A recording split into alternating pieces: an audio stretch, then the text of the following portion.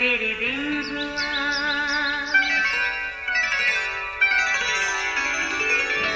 नया फिर दिन हुआ, पुरानी रात का करे सो शुक्र हम खुदा की जात का, खुदा की जात का, नया फिर दिन हुआ। आज की आयत।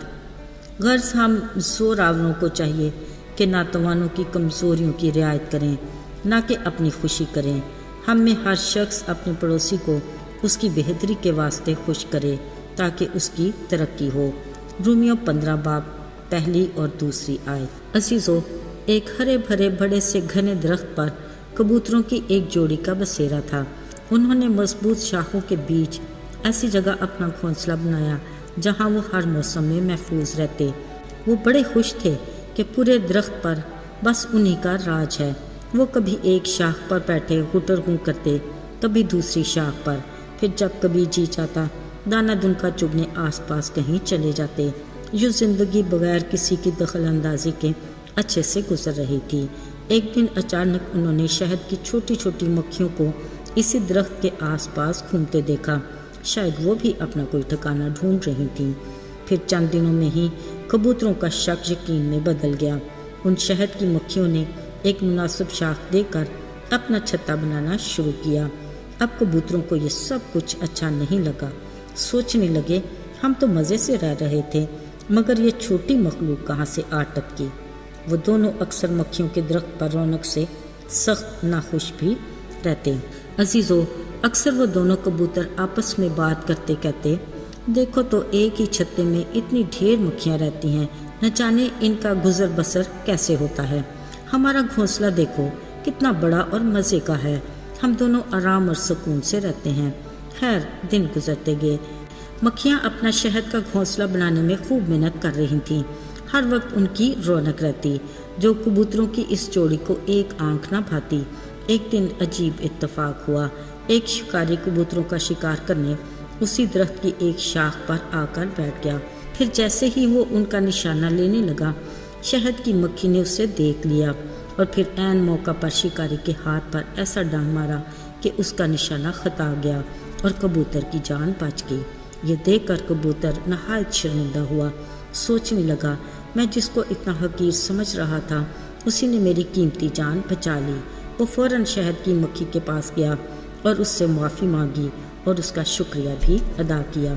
अजीज़ों, गरूर का बीज हसद है जो इंतकाम को जन्म देता है। बिलाशुबा गरूर और तकब्बर हम इंसानों का खासा है।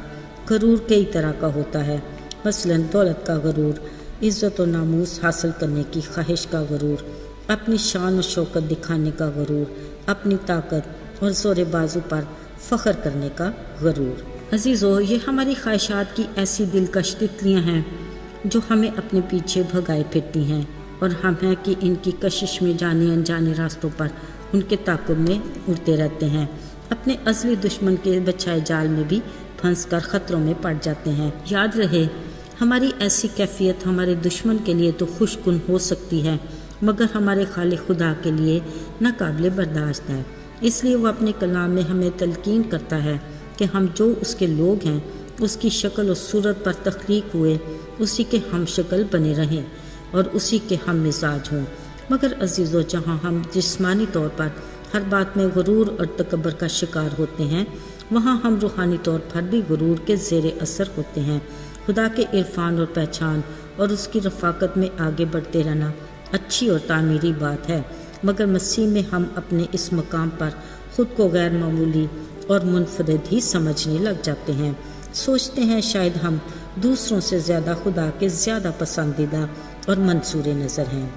मुझे याद पड़ता है, एक खुदा के बंदे ने बड़े फ़ख्र से कहा, जनाब, मैंने जिस जगह घर बनाने का प्लान किया हुआ है वहाँ उस एरिया में पानी की कमी है, मगर खुदा ने सारे चश्मों का रुख मोड़कर मेरे प्लॉट की तरफ कर दिया है। मतलब बस मैं ही खुदा का प्यारा हूँ, इसलिए उस जगह का सारा पानी खुदा ने सिर्फ मेरी ज़मीन में ही डाल दिया है। अजीज़ों, याद रहे, खुदा किसी का तरफदार नहीं, وہ اس طرح کے روحانی غرور اور تکبر کو پسند نہیں کرتا۔ اس کی نظر میں ہماری روحانی زندگی کا معیار ہمارا نہیں، اس کی اپنی پرکھ ہے۔ خدا نے فرمایا، زوراوروں کو چاہیے کہ ناتوانوں کی کمزوریوں کی رعایت کریں، نہ کہ اپنی خوشی کریں۔ اگر ہم روحانی طور پر ایمان اور مسیح کی رفاقت میں زیادہ مضبوط ہیں، ہمارا فرض ہے کہ ہم کم ایمان والوں کی کم اعتقادی میں مضبوطی کا وسیلہ بنیں۔ خدا کے بندہ پالوس رسول نے خدا کی روح کی تحریک میں تاکید کی کہ ہم میں سے ہر شخص اپنے پڑوسی کو اس کی بہتری کے واسطے خوش کرے تاکہ اس کی ترقی ہو۔ یاد رہے، ہم یک دل یک جان ہو کر اپنے ہم ایمان ساتھیوں کی بہتری اور بھلائی اور ترقی کے لیے ایک دوسرے کا ہاتھ تھامیں، ان کی مدد کریں، ساتھ لے کر چلیں تاکہ کوئی پیچھے نہ رہ جائے۔ اس کے لیے کلیسیائی رفاقت میں اپنی خداداد صلاحیتوں کو بروئے کار لا کر ایک دوسرے کی روحانی ترقی کا باعث بنیں، اپنی گواہی سے دوسرے کے ایمان کی مضبوطی کا وسیلہ بنیں۔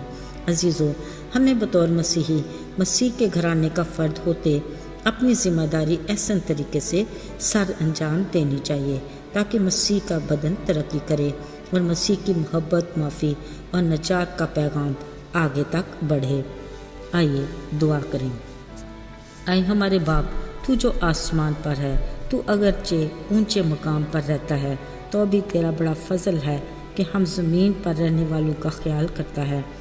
بس ہمیں اپنے لائق بنا تاکہ ہم تیری مرضی کے مطابق زندگی گزاریں، تاکہ ابدیت میں تیری رفاقت میں ہی رہیں۔ یسوع کے بابرکت اور جلالی نام میں مانگتے ہیں، آمین۔